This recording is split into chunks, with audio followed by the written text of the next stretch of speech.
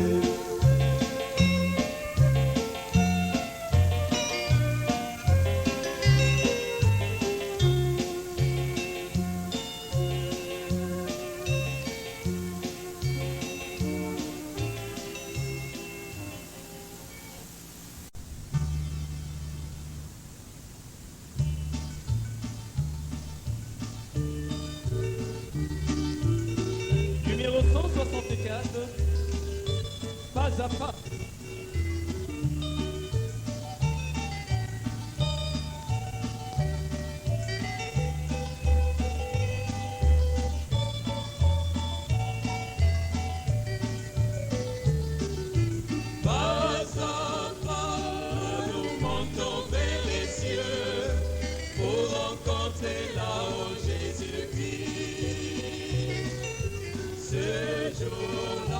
S'accomplira la promesse du retour de l'épouse à l'église. Alléluia, c'est la vérité. Jésus nous prendra dans sa gloire. Nous régnerons dans l'éternité. Le grand Dieu d'avoir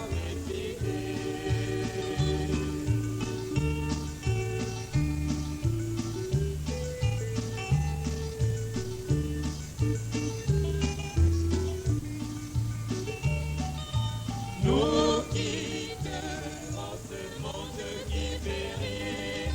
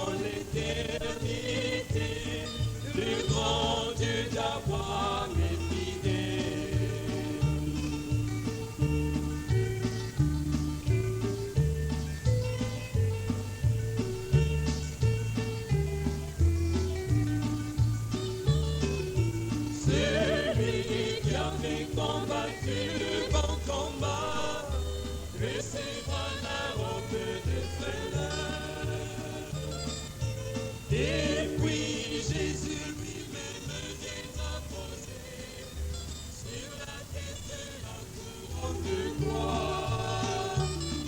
Alléluia, c'est la vérité. Jésus nous prendra dans sa gloire. Nous régnerons dans l'éternité. Le grand Dieu d'Abraham est fidèle.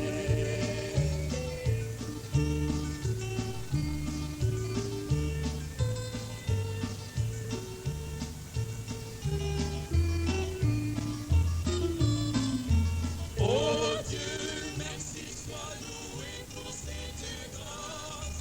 Nos péchés sont dissous dans le sang. Répréhensibles sont tachés.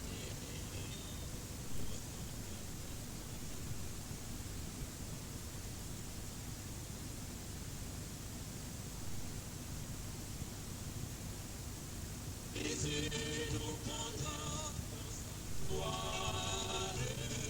Nous régnerons dans l'éternité. Le grand Dieu d'Abraham est fidèle.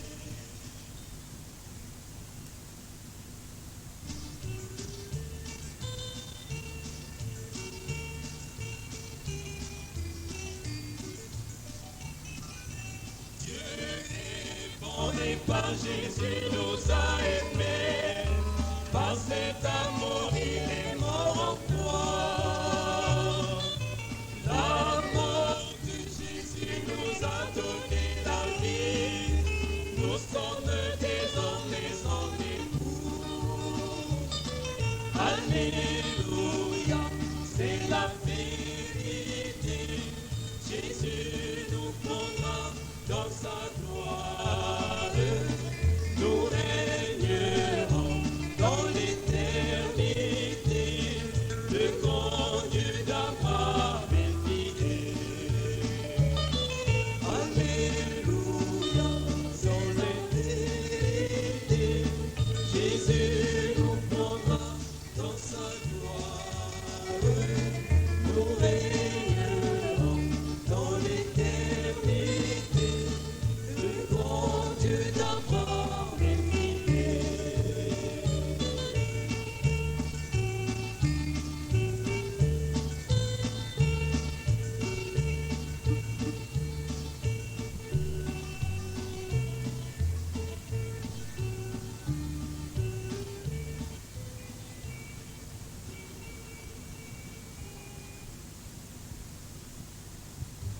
Sa cour arrière, en train de frapper sur du métal, il avait perdu la tête. Il est entré en vitesse dans la maison, a pris ses cigarettes et en a fumé un paquet entier avant de quitter la maison ce soir-là, une cigarette après l'autre. Voyez? L'un d'eux était appelé. Nul ne peut venir à moi si mon Père ne l'attire. Et tous ceux que le Père m'a donnés viendront à moi. Que signifiait cet avertissement?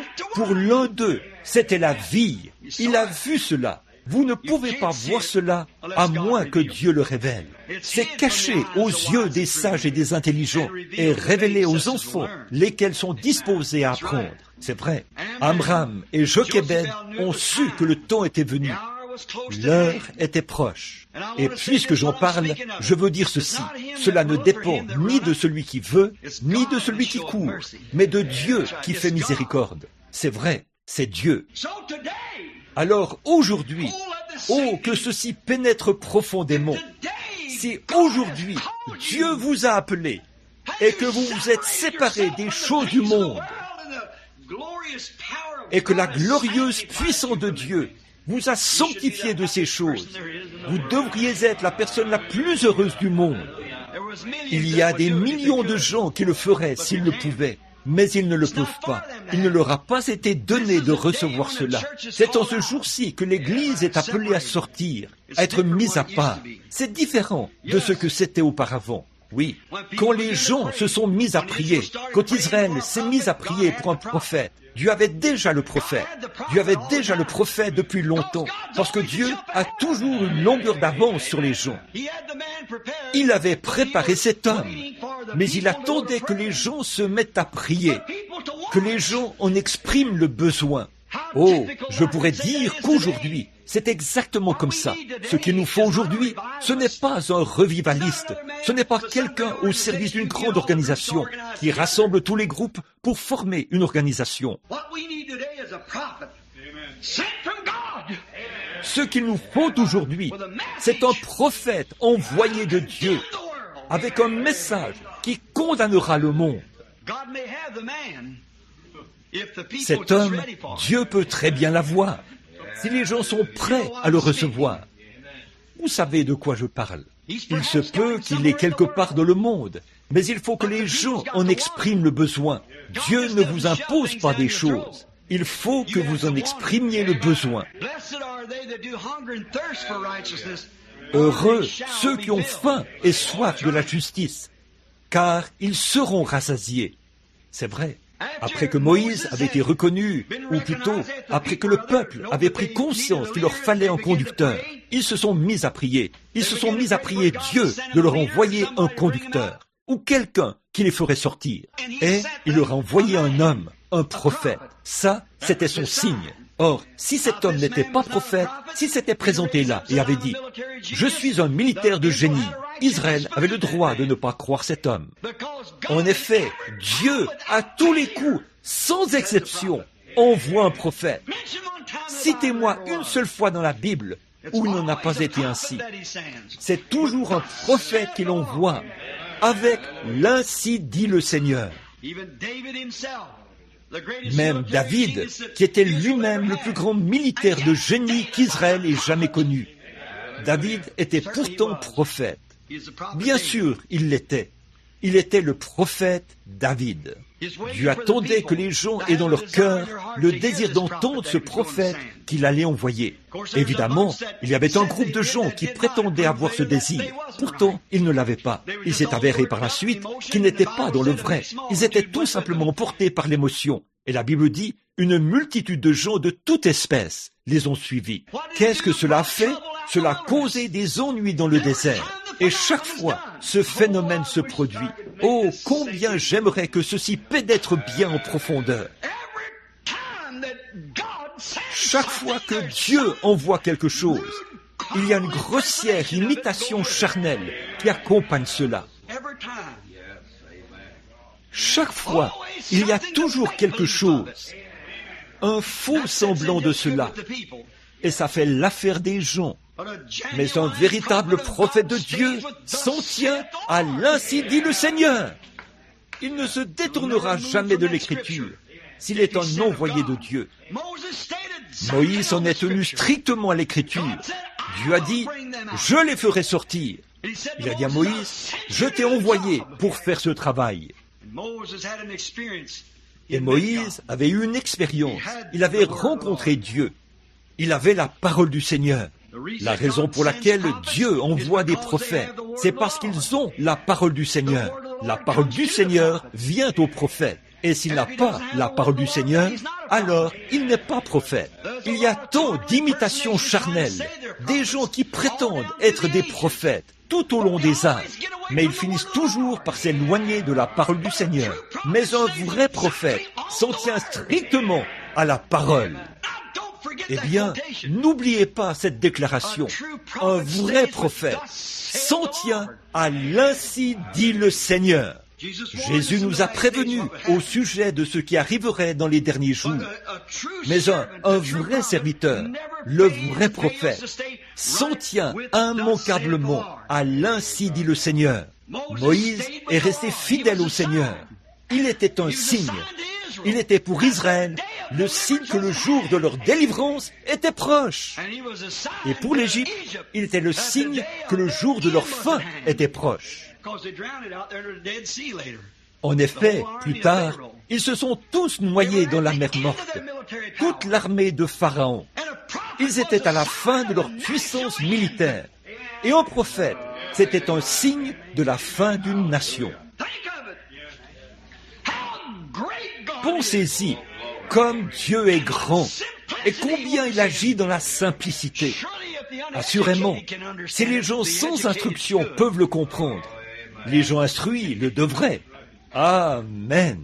Si les esclaves qui travaillaient dans les fosses de bitume de l'Égypte pouvaient comprendre qu'il s'agissait là du prophète de Dieu et que l'heure était proche, à combien plus forte raison le palais de Pharaon aurait dû le savoir.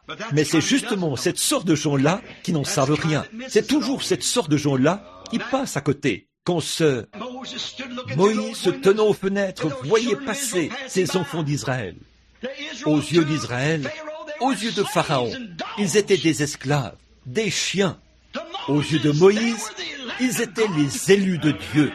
La Bible déclare que Moïse avait fait le choix, il avait fait son propre choix, de subir l'opprobre de Christ, estimant que c'était un plus grand trésor que la jouissance du péché, car il regardait à la rémunération. Moïse savait que ces gens n'étaient pas de simples tripoteurs de boue. C'était un peuple qui avait une promesse. Lui-même, il savait qui il était. Il ne pouvait pas le leur dire. Ils devaient le reconnaître par eux-mêmes. Lui-même, il savait quelle était sa mission, ce qu'il devait faire. Il savait que Dieu l'avait suscité dans ce but, mais il ne pouvait pas le leur dire. Et tant qu'ils étaient aveugles à cela, il ne s'est jamais fait connaître ouvertement, jusqu'à ce qu'ils reconnaissent cela. Alors, ils ont vu le signe, et ils l'ont reconnu. Et il a dit, je donnerai un signe à Israël. Prends ce bâton, transforme-le en serpent. Ils n'écouteront pas cela. Alors, mets ta main dans ton sein, retire-la, guéris-toi de la lèpre. Et là, ils le croiront. Ensuite, s'ils refusent d'écouter cela, prends l'eau du Nil, là-bas, et répands-la sur la terre, et toutes les eaux seront changées en sang. C'était là un signe national. Les gens croiront cela. Eh bien, ceux qui sont prêts à recevoir cela le croiront quand ils verront le signe de Dieu se mouvoir. Mais la nation doit avoir quelque chose de différent. Alors, il a donné un signe à tout le monde. Dieu a utilisé un homme humble, un prophète, comme signe de la fin de cette situation nationale qui prévalait là-bas. Oh Dieu, envoie-nous-en un autre. Suscite-nous-en un autre. Si le peuple de Dieu se mettait à prier pour cela, il susciterait cet homme. Il faut que le peuple ait ce fardeau-là. Il faut qu'il se réveille. Il leur faut prendre conscience. Il faut qu'ils sachent dans quel jour nous vivons et dans quel état nous nous trouvons, avant même de pouvoir se réveiller. Vous continuez à vivre comme vous avez toujours vécu. Il me faut construire une nouvelle maison cette année. Il me faut une meilleure voiture que celle des Jones. Il me faut faire ceci. Oh, il y a tant d'importance mise sur ceci. Quand vous prendrez conscience, peu importe, c'est très bien. Mais, mon frère, vous devez prendre conscience que toutes ces choses périront. Jésus a dit, ne craignez pas celui qui peut tuer le corps, les bombes atomiques de la Russie. Ne craignez pas celui qui peut réduire ses corps en cendres volcaniques en quelques instants. Craignez plutôt celui qui peut rendre le corps ainsi et jeter l'âme dans la géhenne. Voilà.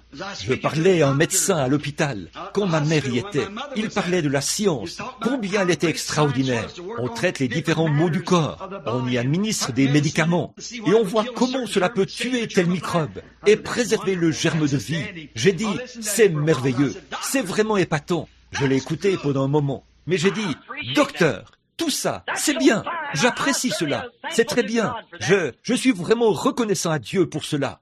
Mais regardez, vous passez toute votre vie à essayer de trouver quelque chose au sujet d'une création. Mais pourquoi ne pas passer un peu de temps à penser à celui qui a créé cela, celui qui a fait cela, celui qui en est le concepteur? C'est Dieu qui en est le concepteur. Combien plus grand est le Créateur par rapport à sa création? Pourquoi mettons-nous tant l'accent sur la création alors que nous ne pensons pas au Créateur qui a créé les cieux et la terre et créé le corps et la vie? Il peut détruire cela quand bon lui semble parce que ça lui appartient. C'est vraiment merveilleux de travailler sur le corps humain. Nous apprécions cela. Ils peuvent transplanter un œil d'un homme à un autre. Prendre ces minuscules vaisseaux retirer l'œil de l'orbite d'un homme et le placer dans l'orbite d'un autre. Et celui-ci est capable de voir avec cet œil-là. Ça, c'est formidable. Autrefois, une mère, quand elle était sur le point de donner naissance à un enfant, et que cet enfant ne pouvait pas naître, si elle était dans une situation telle que l'enfant ne pouvait pas naître, tous deux, la mère et l'enfant, mouraient. C'était comme ça. Mais vous en entendiez rarement parler, ou même jamais. C'était différent. Mais de nos jours, on peut prendre cette mère, qui est déjà en travail, et même quand la mère est presque à terme, on peut amener cette mère dans une salle, lui faire une petite anesthésie, et sortir l'enfant. Faire un accouchement normal, sortir l'enfant. Nous apprécions cela. Nommez-moi un seul système. Fermez une des soupapes du réseau d'approvisionnement en eau de la ville quelque part et observez ce qui arrivera à la soupape principale. Vous allez la faire sauter. Pourtant, nous pouvons sectionner une jambe, amputer un bras, et Dieu, par son miracle, va dévier le chemin de ce sang en une fraction de seconde, de sorte qu'il emprunte un autre chemin, afin de sauver la vie de la personne. Qui peut faire cela? Dites-le moi. Sectionner une artère, fermer le conduit principal d'eau quelque part, au moment où une soupape y pompe de l'eau. Qu'arrivera-t-il? Essayez de le faire une fois, et vous verrez ce qui arrivera. Il n'y a aucun moyen de la dériver.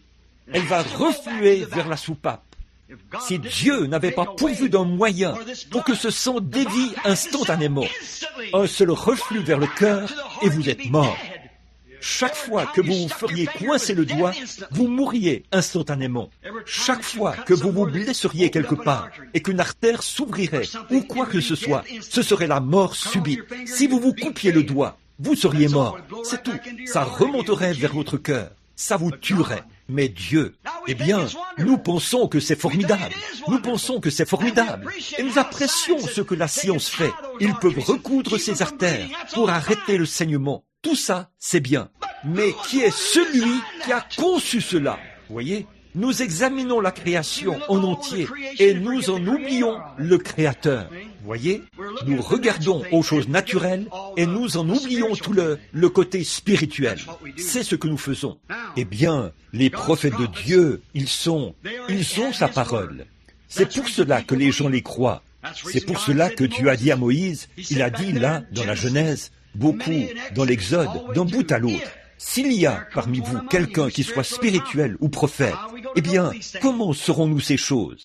Il a dit, s'il dit quelque chose et que cela s'accomplit, qu'il dit autre chose et que cela s'accomplit, alors croyez-le. Voyez, c'est un signe. Alors il donne sa parole, non pas aux dirigeants, non pas aux dictateurs, mais aux prophètes.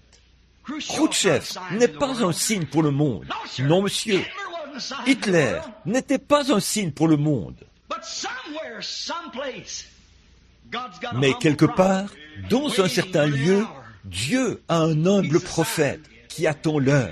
C'est lui le signe. Il est le signe qui condamnera le monde et sauvera l'Église. Le prophète. Élie était un signe en son jour. Le prophète Élie, il était un signe de la parole de Dieu. Le jugement pour l'Égypte et la délivrance pour Israël. S'il voulait le croire, au jour d'Élie, ce jour de péché, où tout Israël s'était détourné de Dieu, ils étaient retournés dans le péché. Ils avaient oublié l'ordre établi. Ils avaient oublié qu'ils avaient été conduits par Dieu. Et le grand Jéhovah, qui avait ouvert la mer Rouge, et qui les avait fait sortir d'Égypte, et qu'ils avaient eu au milieu d'eux un grand prophète, Moïse. Cela, ils l'avaient oublié. Nous l'oublions. Vous, les méthodistes, vous oubliez John Wesley. Vous, les luthériens, vous oubliez Martin Luther. Vous, les baptistes, vous oubliez John Smith. Beaucoup d'entre nous oublient Charles Finney, le plus grand de tous. On dit que 97% des convertis de Finney sont restés fidèles. Quant à ceux de Moody, 75% ont rétrogradé en un an.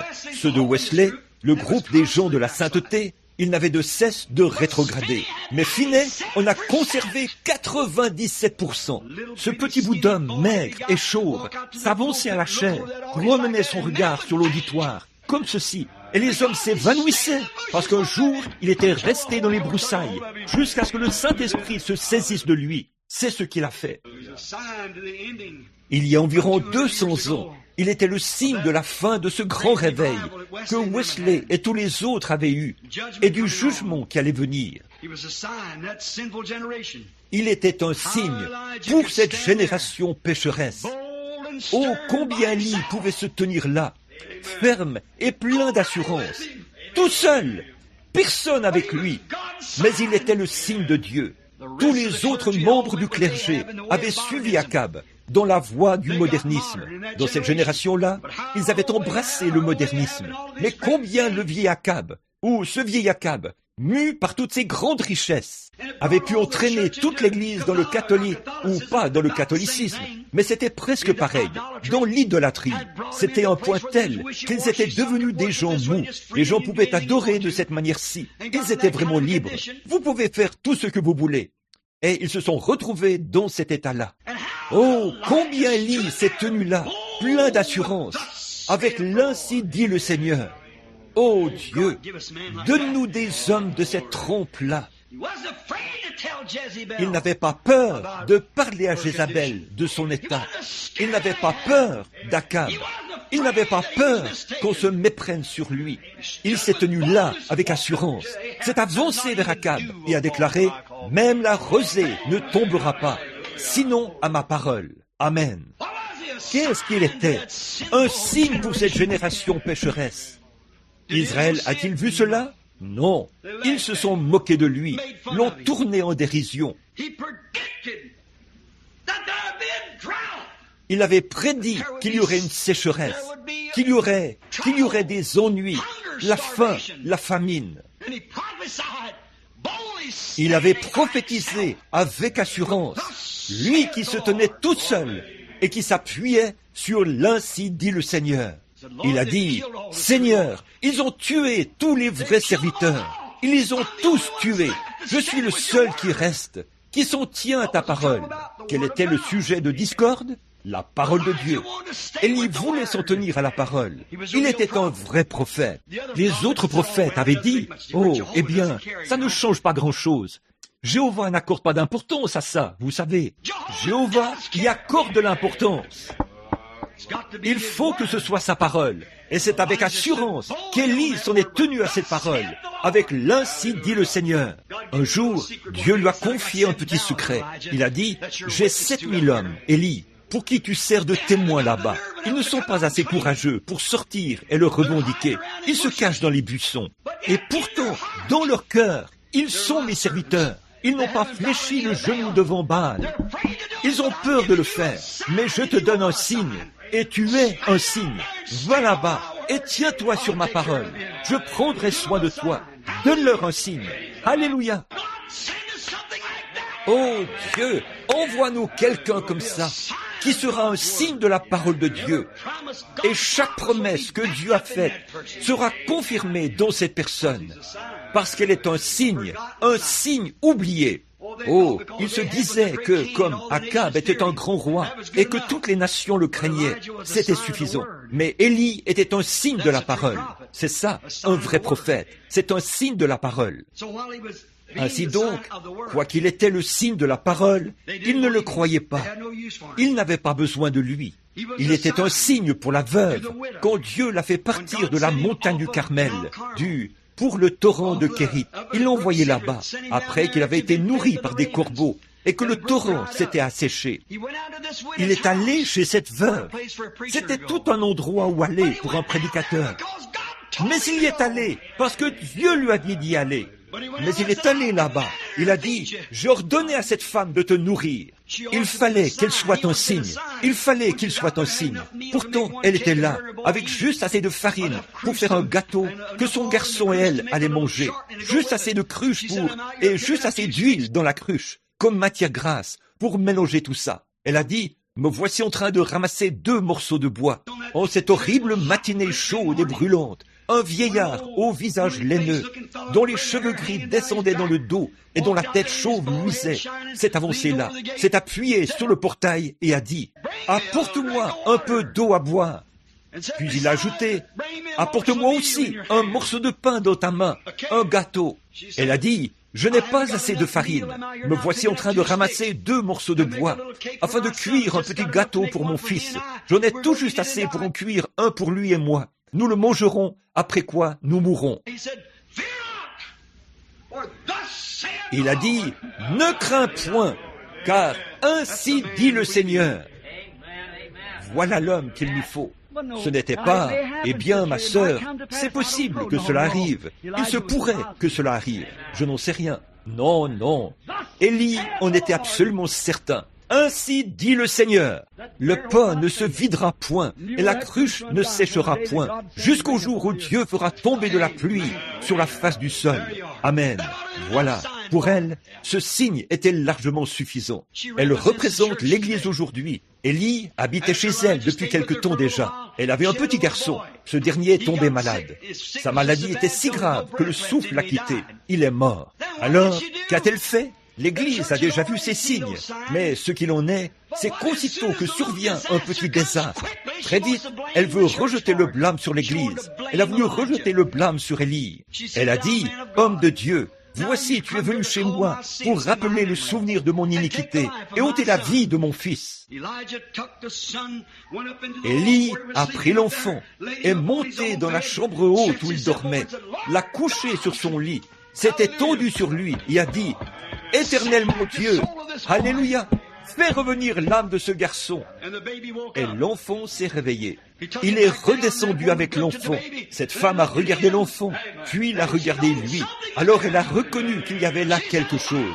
Elle a dit, « À ceci, je reconnais que la parole de Dieu est dans ta bouche. » Amen. Il était un signe pour cette veuve.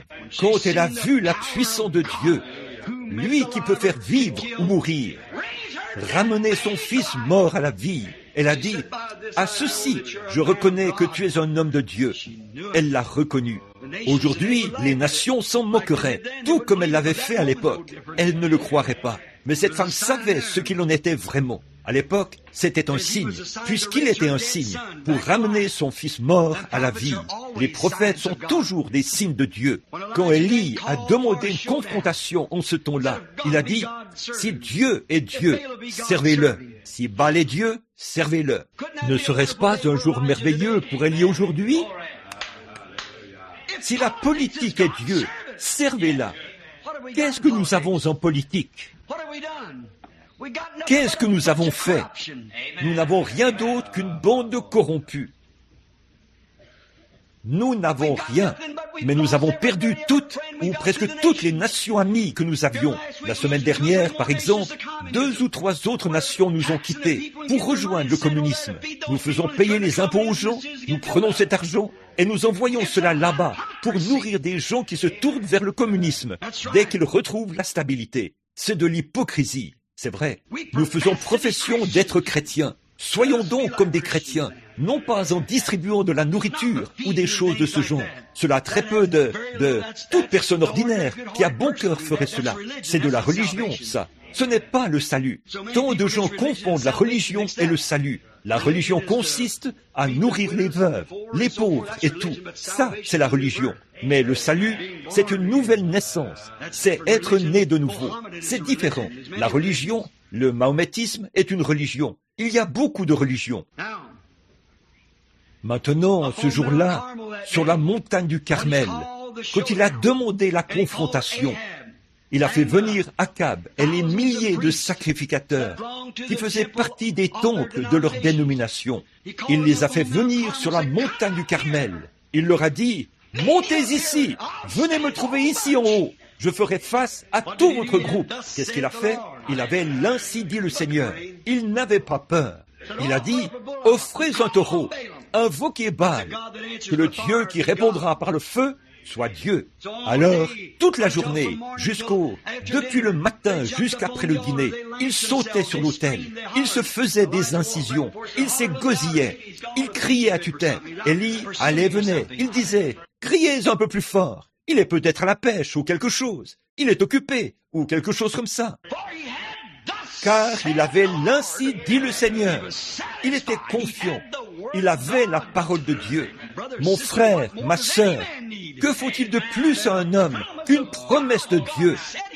Dieu a dit qu'il le ferait. C'était le cas d'Abraham. Il savait que Dieu était capable d'accomplir ce qu'il avait déclaré. Il savait que Dieu pouvait le faire, parce que Dieu l'avait dit.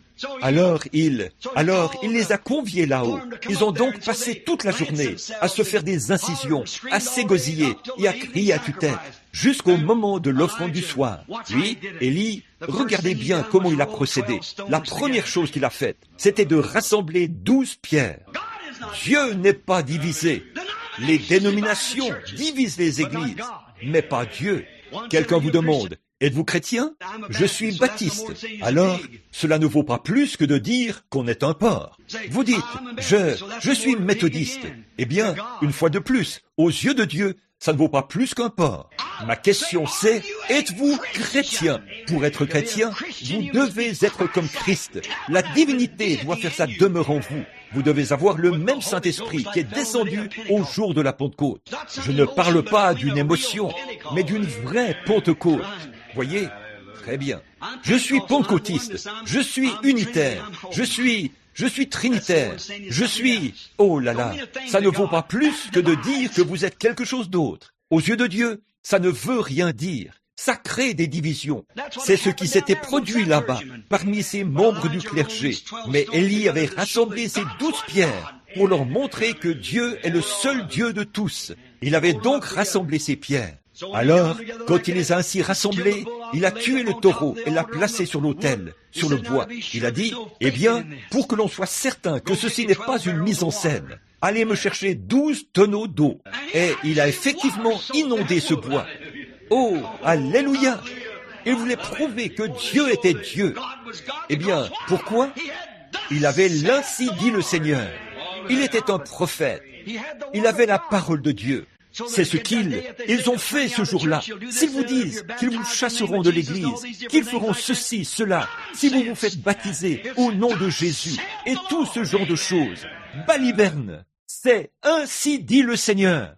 Un homme aimable m'a abordé l'autre soir. Il s'est approché et m'a entouré de ses bras et a dit, « Frère Branham, a-t-il dit, je veux vous demander quelque chose. » Il a dit, « Si vous faisiez simplement un tout petit compromis au sujet de ces choses dont vous parlez. » J'ai dit, « Quoi ?» Il a dit, « Cette affaire de baptême. » Il a dit, « Les églises de Chicago et ses environs désirent vivement que vous veniez. Mais elles redoutent que vous parliez de cela. » J'ai dit, j'en parlerai certainement. C'est certain que j'en parlerai. Il a dit, eh bien, c'est la seule chose que ces gens ont contre vous. J'ai dit, dans ce cas, ils n'ont rien contre moi. Ce n'est pas moi qui ai dit cela. C'est Dieu qui l'a dit. Je mets au défi n'importe lequel d'entre eux de venir démontrer que cela est faux. Voyez? Il a dit, eh bien, voyez-vous, vous devriez vous mettre d'accord et avoir la communion fraternelle. C'est la même chose qu'il voulait qu'il fasse. Amen. Dieu ne fait pas de compromis. Non, monsieur, il ne fait pas de compromis. Il a dit, eh bien, frère Branham, je veux vous demander quelque chose. Est-ce que l'ange du Seigneur, il a dit, nous croyons tous l'ange du Seigneur. Est-ce que c'est l'ange du Seigneur qui vous a dit cela?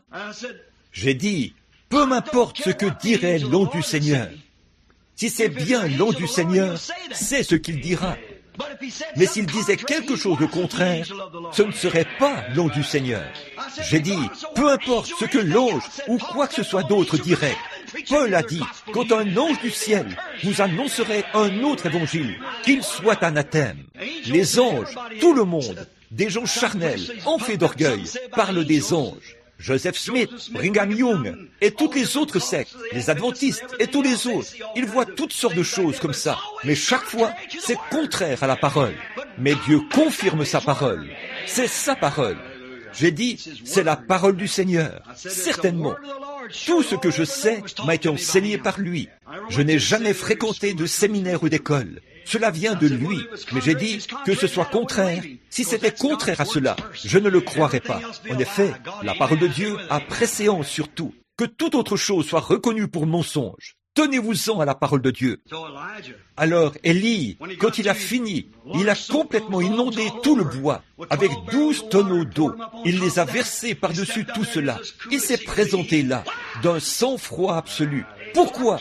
Dieu ne peut pas mentir. Dieu lui avait dit ces choses. Il a dit, « Seigneur, Dieu d'Abraham, d'Isaac et d'Israël, que l'on sache aujourd'hui que tu es Dieu et que je suis ton serviteur et que ceci, je l'ai fait sur ton ordre, parce que c'est ainsi dit le Seigneur. J'ai fait ceci parce que tu m'as dit de le faire, parce que c'est selon ta parole. Que l'on sache maintenant que tu es Dieu. » Et le feu du Seigneur est tombé. Il a consumé l'holocauste, le bois inondé. Il a embrasé les pierres et tout le reste. Il a tout dévoré. Alors Israël s'est écrié, les 7000, que Dieu soit Dieu. Élie, comme c'est beau de voir ce brave homme tout frêle, au corps amaigri et tout ridé, son petit bâton à la main, sa petite cruche d'huile suspendue à son côté, vêtu d'un morceau de peau de mouton. Eh bien, aujourd'hui, on le mettrait en prison s'il se promenait dans la rue, mais on laisse les femmes porter des shorts. Mais on ne ferait pas ça, voyez, sortir comme ça. Mais alors, le voilà qui arrive, par là, par la colline, prenant appui sur un bâton. Or, la montagne du Carmel n'est pas un petit espace où il n'y a rien au milieu du désert. C'est une grande montagne. Ça part d'un angle, un peu comme ceci, et ça s'élève jusqu'à un sommet qui surplombe la mer. Élie et Géasi l'ont gravi jusqu'à son sommet. Et là, Élie s'est prosterné, la face contre terre, et il s'est mis à crier à Dieu, le dos tourné vers l'ouest, vers le soleil.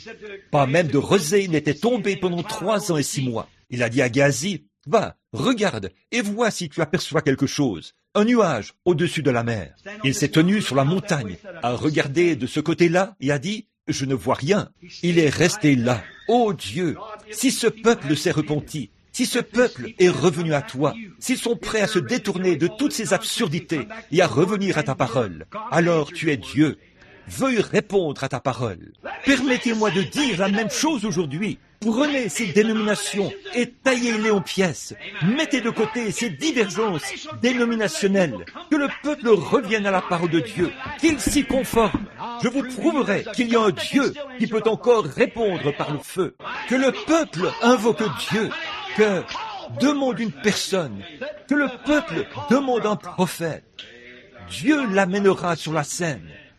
Je mets les nations au défi de le faire. Tombez sur votre face et invoquez Dieu pour qu'il envoie un libérateur. Et voyez ce qui arrivera. Faites-le une seule fois. Dieu répondra. Dieu répond toujours. Il s'est prosterné et a dit, « Ô Dieu, que ce soit aujourd'hui. Ce peuple était contre toi autrefois. Ce peuple est divisé en différentes dénominations là-dehors. Mais aujourd'hui, tu as prouvé qui tu es. Tu es Dieu. » Et le peuple a dit, « Débarrassons-nous de Baal. » Et j'ai tué ces milliers de sacrificateurs. Ils sont hors du chemin maintenant, Seigneur. Tous les obstacles sont écartés. Ces petites barrières qui nous séparaient. Un méthodiste aimerait se joindre à un baptiste pour adorer. Le baptiste aimerait se joindre aux pentecôtistes. Ceux-là qui étaient droits de cœur là-bas. Ces 7000 fidèles. Mais ils ne peuvent pas le faire. S'ils le font, ils se feront mettre à la porte de leurs églises. Pour certains d'entre eux, ça leur est égal. Ils viennent quand même. C'est vrai. Mais si tous délaissent leurs préjugés et qu'ils s'unissent et disent « Nous mettons de côté toutes ces choses-là, ces credos, ces catéchismes et tous ces livres que nous lisons. Revenons à la parole du Seigneur. » Voyez ce qui se produira à ce moment-là. Dieu leur suscitera un prophète. Il le fera certainement. Un prophète qui leur apportera ces choses. S'ils sont prêts à les recevoir, il leur faut d'abord prier. Dieu attend. N'est-il pas étrange que Dieu veuille que les gens y jouent un rôle? Quand Jésus a regardé la moisson, il a dit, la moisson est mûre, les ouvriers sont peu nombreux. Priez le maître de la moisson, c'est-à-dire lui-même. Priez à moi, afin que j'envoie des ouvriers dans ma moisson. C'est qu'il y a un rôle que vous devez jouer. Dieu attend que son Église l'invoque. C'est ce qu'il a toujours fait. Dieu attend aujourd'hui que le peuple appelle son serviteur à passer à l'action. Et tant que le peuple ne prie pas, ce serviteur ne peut pas passer à l'action. Israël ne pouvait pas passer à l'action là-bas, avec des signes et des prodiges, tant qu'ils n'étaient pas tombés sur leur face pour demander un libérateur. Dieu avait son libérateur. Dieu avait un prophète là-bas, dans le désert.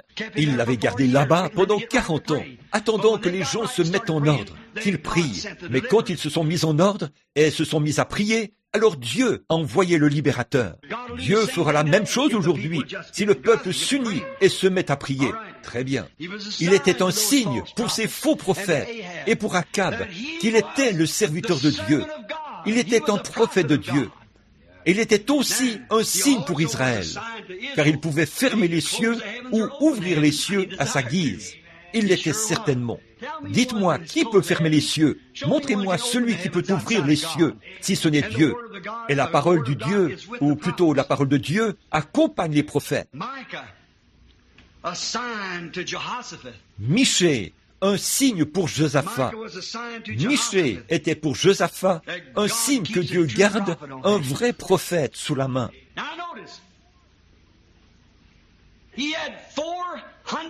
Maintenant, remarquez, il avait 400 prophètes, lui, Akab, et il a fait venir ces 400 prophètes d'un commun accord. Ils lui dirent des choses.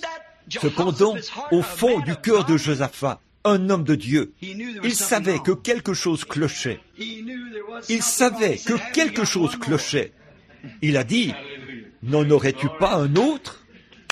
Après ces 400 qui se tiennent là, il a dit, ils sont tous prophètes. Ce sont les prophètes de Jéhovah. Il y a parmi eux des méthodistes, des baptistes, des presbytériens, des unitaires. Oh là là là là, des trinitaires. Il y en a de toutes les sortes. Nous les avons tous ici, et d'un commun accord. Ils disent que cette nation est la plus grande qui soit. Nous n'avons rien à craindre. Comme un petit garçon qui sifflote dans le cimetière, vous savez, quand il a peur. Ne vous en faites pas pour ça. Il a dit, mais n'en aurais-tu pas un autre? Il a dit, oh oui, il y en a encore un ici, a-t-il dit. Je le hais. Voyez, il dit toujours du mal de ce pays. Il est toujours là, à déclarer qu'il va nous arriver un malheur. Josaphat a dit, j'aimerais l'entendre, lui. Ah oui. Qu'est-ce qu'il était? Un signe. Peu importe le nombre d'organisations ou de dénominations, Dieu a encore un prophète qui s'en tient à la parole. Josaphat savait qu'Akab était condamné parce que ce vrai prophète, Élie, qui avait été un signe pour les nations, avait dit « Les chiens lécheront ton sang pour avoir foulé ce lieu ». C'est vrai. Il savait que Jézabel et lui ne perdaient rien pour attendre. Il le savait. Voyez? Et Michée a dit, ils sont venus le voir et lui ont dit, eh bien, je vais te dire, si tu veux faire partie de la prochaine association, je vais te dire ce que tu dois faire. Il te suffit d'accepter que tous ces prédicateurs ont raison. Tu vois? Dis-lui, vas-y, monte. Et il a dit, il te suffit d'accepter cela. Il a dit, je vais te dire ce que nous allons faire. Nous veillerons à ce que tu fasses partie de notre organisation. Si tu fais simplement cela, vois-tu? Si tu fais simplement des compromis sur certaines de ces choses que tu prêches, il te suffit de montrer, d'aller, de te mettre d'accord avec eux, d'abonder dans leur sens. Ah oui, pouvez-vous imaginer qu'un vrai prophète de Dieu puisse s'éloigner de la parole de Dieu? Est-ce possible? Eh bien, on dit ces gens-là, mais nous avons une vision, ces 400 prophètes. Nous le savons, nous sommes des prophètes. Nous le savons, parce que nous sommes des prophètes. Michée a dit, je ne doute pas que vous ayez eu des visions. Je ne doute pas du tout de ce que vous avez vu, de vos visions, mais elles ne concordent pas avec cette parole. Amen. Il a dit, moi aussi, j'ai une vision. Amen. Oh, miséricorde. Il était un signe. Il était un signe. Il a dit, j'ai une vision, et j'ai vu Israël dispersé sur les montagnes, comme des brebis qui n'ont point de berger. Et ce grand surveillant, l'évêque, s'est avancé et l'a frappé à la bouche. Il a dit, par où l'Esprit de Dieu est-il allé quand il est sorti de moi? Il a dit, tu verras quand tu seras en prison. Tu verras. Lui, Akab, a dit, mettez-moi ce gars-là en prison. Nourrissez-le de ce pain d'affliction. Et donnez-lui à boire de l'eau d'affliction. Il a dit, quand je reviendrai en paix, a-t-il dit, à ce moment-là, je m'occuperai de lui. Là, le brave Michée s'en est tenu à l'ainsi dit le Seigneur. Il a dit, si jamais tu reviens, Dieu ne m'a point parlé. C'est ça. Qu'est-ce qu'il était? Il était un signe qui prouvait que les prophètes de Jéhovah, les prophètes de Dieu, s'en tiennent à la parole de Dieu. Si vous avez un prophète qui affirme que vous devriez vous faire baptiser dans les titres de Père, Fils, Saint-Esprit, c'est un faux prophète. Si vous dites qu'il y a parmi vous un prophète qui dit « Il y a 3 dieux », c'est un faux prophète. Il n'y a aucun passage de l'Écriture pour appuyer ça. C'est vrai. Mais un vrai prophète de Dieu s'en tiendra à cette parole. Et si sa vision est contraire à la parole, il n'est pas un vrai prophète de Dieu. Nulle part dans la Bible, il est mentionné qu'une personne s'est fait baptiser dans le titre de Père, Fils, Saint-Esprit. Regardez Paul, là, en prison, un petit juif chauve, au nez crochu, qui avait passé 20 ans là-bas, dans une prison romaine. C'est lui qui a écrit ces épîtres. Eh bien, que croyez-vous que les femmes prédicateurs ont pensé de Paul quand il a dit que les femmes se taisent dans les assemblées? Je ne leur permets pas d'y parler. J'imagine qu'elles se sont vraiment penchées sur son cas. Que croyez-vous que ces évêques ont pensé, ces évêques, quand il a dit toutes ces différentes choses? Arrêtez de faire cette chose-ci, et ceci, ici, tout ceci, cela, que Paul leur disait. Pour qui ce gars-là se prend-il, après tout? Ce gars qui se trouve là-bas en prison. Mais il avait rencontré Jésus. Il savait de quoi il parlait. Et de ce même groupe, après la mort de Paul, ils ont finalement formé de ce groupe d'évêques et de grands dignitaires au concile de Nicée. Ils ont formé l'Église catholique et se sont éloignés de la parole de Dieu. C'est là qu'a été introduit votre Père, Fils, Saint-Esprit. Je mets au défi n'importe qui, n'importe où, dans n'importe quel pays, de prouver le contraire. Ainsi dit le Seigneur, le baptême dans le titre de Père, Fils, Saint-Esprit est faux. Ainsi dit le Seigneur. J'ordonne à chacun de vous qui êtes ici ou qui écoutez la bande et qui n'avez pas été baptisé au nom de Jésus-Christ, de vous faire baptiser de nouveau au nom de Jésus-Christ. Paul, dans Actes 5:9 ou 19:5, a dit « Avez-vous reçu le Saint-Esprit après avoir cru ?» Ils ont dit « Nous ne savons même pas qu'il y a un Saint-Esprit. » Il a dit « De quel baptême avez-vous donc été baptisés ?» Ils ont dit « Nous avons été baptisés, mais non pas du baptême chrétien. » Père, Fils, Saint-Esprit n'est pas un baptême chrétien. Aucun chrétien n'a jamais été baptisé ainsi, dans la Bible, et même des centaines d'années après la Bible. C'est un credo catholique et non une doctrine chrétienne. Montrez-le-moi dans la Bible. C'est une imposture. C'est l'œuvre des démons. Je ne veux pas dire que les gens qui se sont fait baptiser de cette façon-là sont des imposteurs. Dieu a de nombreuses personnes là-dehors, aujourd'hui, qui ne savent pas ce qu'il en est. Mais l'heure est venue. Nous devons revenir à la parole. Si nous voulons que Dieu agisse aujourd'hui comme il l'a fait en ce temps-là. J'ai dit à ma mère, quand elle se mourait, avant sa mort, je lui ai dit, « Maman, quand je suis devenu chrétien, tout jeune, j'ai commencé à chercher à savoir ce qu'il en était. Je savais qu'il y avait un Dieu, compte tenu des visions, comme tu le sais, et toutes ces choses qui se sont produites tout au long de ma vie. » J'ai dit, puis j'ai découvert que l'Église catholique disait, « Nous sommes l'Église. » Ce que la Bible dit importe peu. Nous croyons que c'est très bien, mais nous sommes l'Église. Ce que nous disons, Dieu lit cela dans les cieux. Ainsi donc, il procède comme ceci. Ça, c'est un groupe. Les luthériens disent, ils ont tort. Nous croyons cela comme ceci. Les baptistes disent, ils ont tous tort. Nous croyons cela comme ceci. Et ces groupes, il y en a des centaines. Eh bien, comment est-ce donc possible que l'on ait la foi? Lequel d'entre eux a raison? Il n'y a qu'une seule chose qui est vraie. Je ne la connaissais pas à ce moment-là. J'ai dit, « Maman, je suis allé consulter la Bible et j'ai vu ce que faisaient les premiers apôtres, le genre d'église qu'ils avaient, la manière dont ils enseignaient et les choses qu'ils accomplissent. » Cantique numéro 54. Quand je vois le sang